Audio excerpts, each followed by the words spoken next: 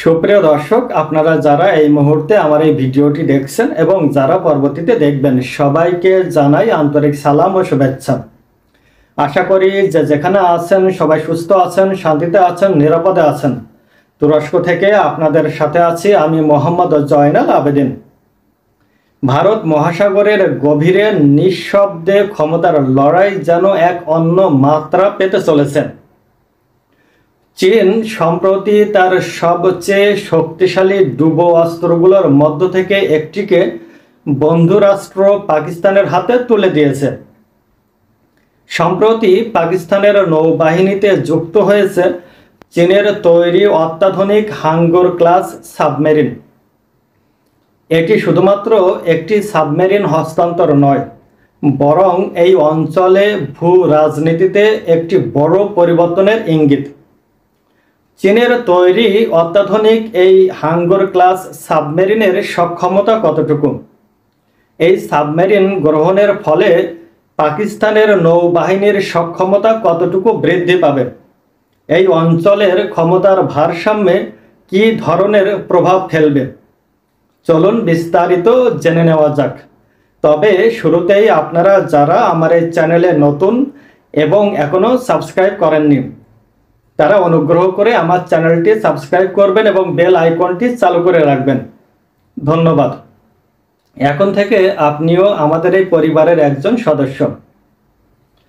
বন্ধুরা, চীনের তৈরি অত্যাধুনিক এই হাঙ্গর ক্লাস সাবমেরিনটি মূলত টাইপ 039A ইউয়ান ক্লাস সাবমেরিনের একটি রপ্তানিযোগ্য সংস্করণ। এটিকে বলা হয় সাগরের নীরব ঘাতক, নীরব শিকারী, দুর্ধর্ষ শিকারী। কারণ এই সাবমেরিনটি সমুদ্রের তলদেশে দীর্ঘদিন অবস্থান করে শত্রুর বিভিন্ন নৌযানকে ধ্বংস করতে সক্ষম। এই হাঙ্গর ক্লাস সাবমেরিনের সক্ষমতা কি? আমরা মূলত চারটি গুরুত্বপূর্ণ সক্ষমতার কথা খুব সংক্ষেপে আলোচনা করব। প্রথম সক্ষমতা হচ্ছে, এই সাবমেরিনে ব্যবহার করা হয়েছে এয়ার ইন্ডিপেন্ডেন্ট প্রোপালশন সিস্টেম, সংক্ষেপে AIP। এটি হচ্ছে এই সাবমেরিনের সবচেয়ে গুরুত্বপূর্ণ বৈশিষ্ট্য। সাধারণত ইলেকট্রিক বা ডিজেল চালিত সাবমেরিনগুলো তাদের ব্যাটারিকে চার্জ করার জন্য প্রতি 2 থেকে 3 দিন পর পর পানির উপরে বা সমুদ্রপৃষ্ঠের খুব কাছাকাছি ভেসে উঠতে বাধ্য হয়। এর ফলে ওই সাবমেরিনের অবস্থান শত্রুর কাছে দৃশ্যমান হয়ে যায়। শত্রু খুব সহজে ওই সাবমেরিনকে শনাক্ত করতে পারে। তবে এই হাঙ্গর ক্লাস সাবমেরিনে যেহেতু AIP প্রযুক্তি ব্যবহার করা হয়েছে, সেহেতু এটি দীর্ঘদিন সমুদ্রের তলদেশে অবস্থান করতে পারে। সমুদ্রের তলদেশে থেকে বাইরের বিশ্বের সাথে যোগাযোগ রক্ষা না করেই, অক্সিজেন না নিয়েই দিনের পর দিন সপ্তাহ ব্যাপী এই সাবমেরিনটি পানির নিচে অবস্থান করতে পারে। বলা হচ্ছে যে এটি টানা 21 দিন পানির নিচে অবস্থান করতে পারে। ফলশ্রুতিতে এই সাবমেরিনটি কিন্তু পরমাণু শক্তি চালিত সাবমেরিনের মতোই ভয়ঙ্কর হয়ে ওঠে। অর্থাৎ দীর্ঘদিন পানির নিচে থেকে শত্রুর বিরুদ্ধে অভিযান পরিচালনা করতে সক্ষম এই সাবমেরিনটি। এই সাবমেরিনের দ্বিতীয় বৈশিষ্ট্য হচ্ছে, এটিতে ব্যবহার করা হয়েছে স্টিলথ টেকনোলজি। অর্থাৎ এই সাবমেরিনটিকে সাগরের তলদেশে খুঁজে বের করা, শনাক্ত করা খুবই কষ্টসাধ্য ব্যাপার। এই সাবমেরিনের বাইরের অংশে ব্যবহার করা হয়েছে রাবার টাইলস। এর ফলে শত্রুর বিভিন্ন নৌযান থেকে যে সোনারের শব্দ সিগন্যাল আসে, এই শব্দ সিগন্যালকে কিন্তু শব্দ তরঙ্গকে কিন্তু শোষণ করে নেয়। ফলশ্রুতিতে শত্রুর সাবমেরিন বা নৌযানগুলো এই সাবমেরিনটিকে শনাক্ত করতে পারে না। এই সাবমেরিনের তৃতীয় বৈশিষ্ট্য হচ্ছে এটিকে অত্যাধুনিক সব মারণাস্ত্রে সুসজ্জিত করা হয়েছে। 3 ধরনের অস্ত্রের কথা আমরা এখানে বলবো। প্রথমত, এই সাবমেরিনে রয়েছে অ্যান্টি-শিপ ক্রুজ মিসাইল। সাগরের তলদেশে থেকেই শত্রুর বিভিন্ন যুদ্ধ জাহাজকে শনাক্ত করে দূরপাল্লার অ্যান্টি-শিপ ক্রুজ মিসাইল নিক্ষেপ করে ওই যুদ্ধ জাহাজগুলোকে ধ্বংস করতে সক্ষম এই সাবমেরিনটি। যুদ্ধ জাহাজের পাশাপাশি অন্যান্য নৌযানগুলোকেও কিন্তু ধ্বংস করতে সক্ষম। এই সাবমেরিনে রয়েছে হেভিওয়েট টর্পেডো, ভারী টর্পেডো। এই ভারী টর্পেডো ব্যবহার করে কিন্তু শত্রুর বিভিন্ন সাবমেরিন ও যুদ্ধ জাহাজকে ধ্বংস করতে পারে এই হাঙ্গর ক্লাস সাবমেরিনটি। এই হাঙ্গর ক্লাস সাবমেরিনটি সমুদ্রের তলদেশে মাইন স্থাপন করে আসতে পারে, যে মাইনগুলো শত্রুর যুদ্ধ জাহাজ থেকে শুরু করে বিভিন্ন ধরনের নৌযানকে ধ্বংস করে দেয়। এটি হচ্ছে মূলত এই সাবমেরিনের সামরিক সক্ষমতা।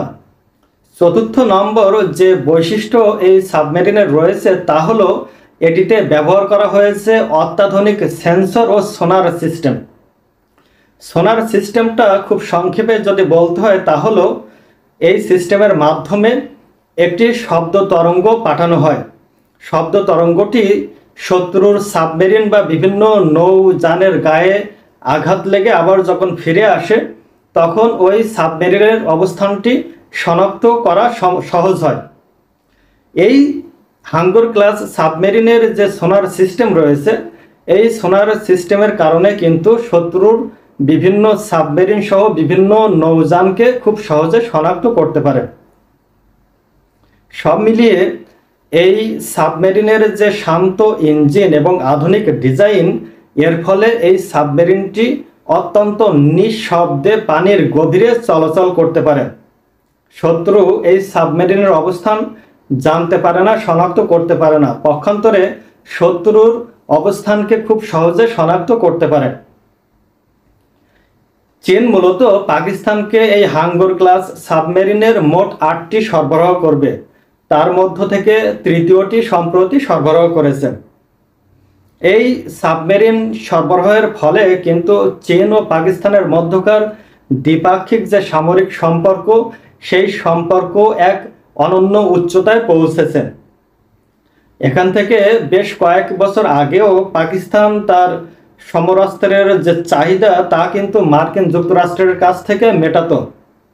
বেশিরভাগ অস্ত্র মার্কিন যুক্তরাষ্ট্রের কাছ থেকে কিনে থাকতো।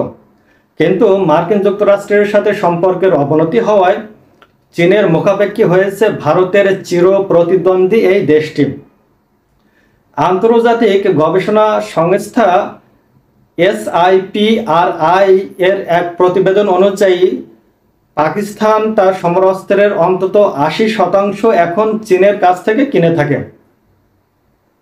এই প্রতিবেদনে দাবি করা হচ্ছে যে 2014 থেকে 2024 সাল অর্থাৎ 10 বছরে পাকিস্তান চীনের কাছ থেকে $9 বিলিয়ন সমমূল্যের সমরাস্ত্র ক্রয় করেছে। সুতরাং বুঝতেই পারছেন যে চীন ও পাকিস্তানের মধ্যকার সামরিক সম্পর্ক কোন পর্যায়ে পৌঁছেছে। চীনের কাছ থেকে এই অত্যাধুনিক হাঙ্গর ক্লাস সাবমেরিনটি ক্রয় করার কারণে পাকিস্তানের নৌবাহিনীর সক্ষমতা যে বহুগুণ বেড়ে গেল তা আমরা বলতেই পারি।